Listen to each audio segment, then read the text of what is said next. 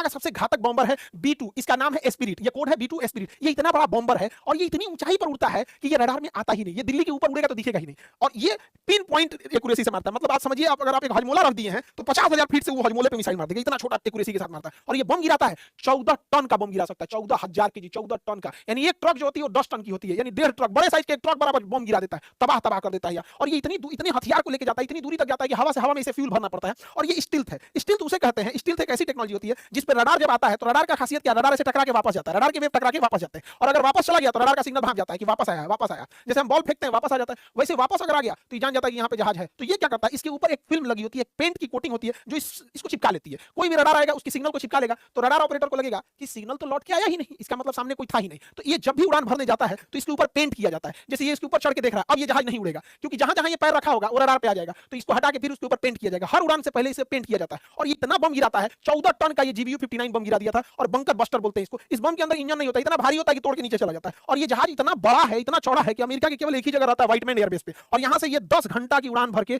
आता है, जहां हमला करना होता है वहां हमला करके फिर वहां से 10 घंटा का उड़ान भर के चला जाता है। ये सबसे ज्यादा दुनिया में उड़ान